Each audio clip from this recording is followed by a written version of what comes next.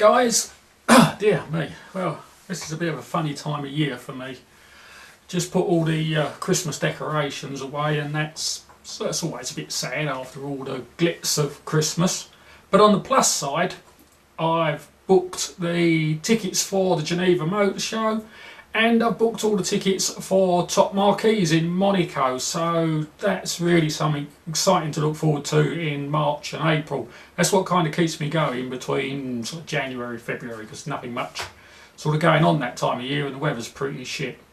Anyway, I didn't get to do my Boxing Day video this year as I've done the last couple of years. Unfortunately my mother wasn't too well and a couple of other bits and pieces, so I thought I'd do a kind of update video for you now. Well, it's the start of the year, sort of early January, and we've had a lot of comments and a lot of questions on kind of the day-to-day running of a Boxster and living with a Boxster and maintenance costs and that sort of thing, and of course the dreaded IMS bearing and the rear oil seal problems that they're quoted for having. So I shall try and go through what I do and the way I approach looking after a car in a kind of logical order for you. So tax the car at the start of the year, 1st of January. That's I think that's around £230, £235 for the year. So that's that done out of the way for the year. The MOT is not due till July, and that I think is around £40. And insurance is not due to October, and that I think is about £350. So that's your main running costs. Then you've got the service. It's a small service this year. I follow the Porsche system of small service, large service, small service, large service on a yearly basis. So this year it's a small service, which is basically an engine service. So I've already ordered all the parts up for that. That was £115. That's due in February. So that is your need to costs for running a Boxster. That is it. You don't have to do anything outside that if you don't want to. That's your main things. However, I'm sure most of us like to go that little bit further. So we then move on to the bodywork. I like to look after the bodywork on a car. I mean, if you think about it, on average nowadays they charge you about £400 a panel to paint. So you're looking at £4,000 or £5,000 worth of paint you've got on that car. Surely it's got to be worth looking after. It's an investment. You want it to stay nice, makes the car look better, makes the car worth more. So again, I like to have everything done for the summer. So again, the paintwork. Now the paintwork on the car this year is pretty much on the spot, really. The only thing on it that's a bit rough is the front bumper. I've been looking for an aftermarket front bumper now ever since I put the front skirts on, which is about 1.5 years ago. It's just finding one that I like and one that's reasonably priced. But I've come across one or two, so hopefully this year, that's a plan for this year, is to maybe do the front bumper and get that done. But I mean, generally I would advise that if you've got any paintwork issues, get them sorted now, ready for the rest of the year. That then leads you on to sort of preventive maintenance, really. So anything that you deem could be a problem in the future and you want to get it sorted before it gives problems, or anything that you think may be affecting the quality of the drive of the car. Again, this year she's pretty much on the ball. I've still got that niggly problem with the engine hesitating a little bit under very light acceleration. If that's not resolved after the engine service, then I may well put it into Porsche and have them do a diagnostics on it.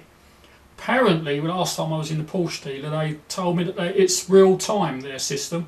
you can actually see what all the sensors are doing or reading, and what the ECU is doing in response to them readings, so you can tell what's going on. But hopefully, obviously, the engine service might put that problem right. And the other thing is to finish off the suspension. I never got round to changing the rear track control arms last year, so I'd like to get that done and get that finished off. But again, as I said there, that's money you don't have to spend if you don't want to. It's purely how you want to look after your car, how sort of perfect you want your car to be. The big project that I'm hoping to work on this year is the interior. The driver's seat's had a very bad repair done to it and looks pretty awful. So I'd like to get the seats retrimmed and maybe a few bits of carbon fibre dip in the centre console, things like that, and upgrade speakers, that kind of thing. Just generally kind of smarten up the interior a little bit, bring it maybe a little more modern. And that really just about sums up the running costs of the car. Living with it, it's no different really to living with an ordinary car, you know. I had a Toyota MR2 before this. I hate to admit that, but there you go. But you know, so in actual fact, I would say I've got more boot space in the Porsche than I had in the Toyota. You can also get a various range of accessories that fit on the boot, allow you to carry luggage on the boot if you want to. But yeah, I mean, you can use it as a day-to-day car as much as any other car. It's not particularly heavy on petrol. It's no heavier than any other 2.5 litre car to run. It's, you know, it's an easy car to drive. So yeah, it is a good everyday car. The IMS bearing, I've never ever met anyone that's actually had a problem with it, and in all the shows and all the events and various things I've been to, no one's ever mentioned any problems with it. So it really seems to be very much an internet phenomenon. Try and say that. So I think probably the internet has blown it out of proportion to some degree. It kind of gives you that doom and gloom that it is guaranteed to fail on you. Has mine been done? Not to the best of my knowledge. I didn't actually know about the problem with the bearing when I had the clutch done, so we didn't replace the bearing. If I'd known, yes, of course I would have replaced it. That's me, you know me. As for the rear oil seal leaking, I know loads of cars. I've had loads of cars in the past where crankshaft oil seals have leaked. You know, it's not, and it's not horrific. It just means you've got to keep putting oil in the car. So again, you know, if you've got a leak there, get it fixed. I had 3 or 4 leaks on mine when I bought it. One thing I will say about Porsche is my car had been literally driven into the ground when I got it.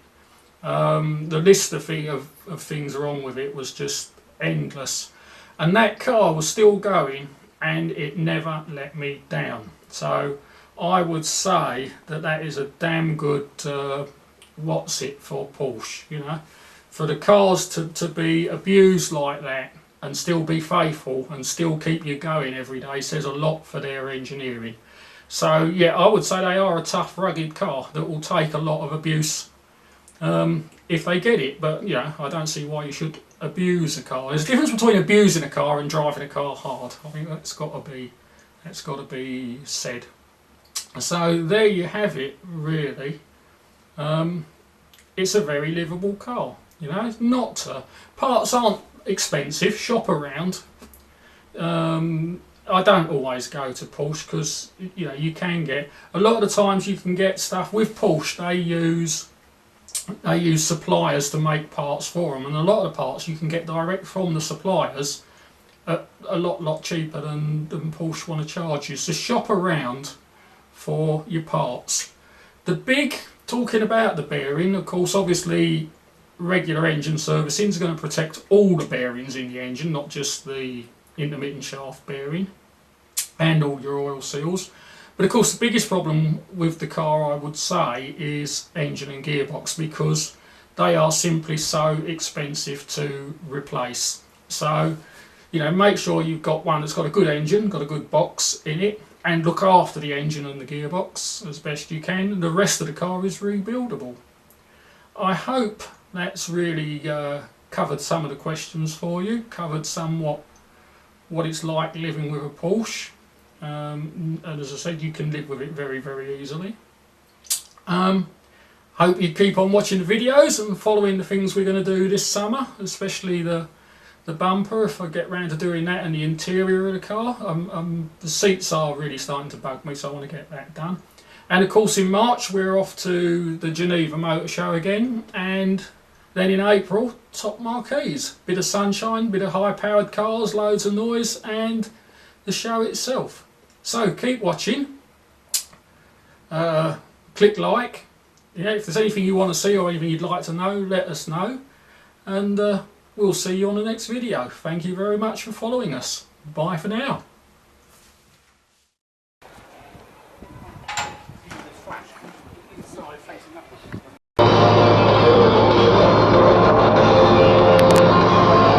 Unusual, a 6-cylinder engine for a Ferrari.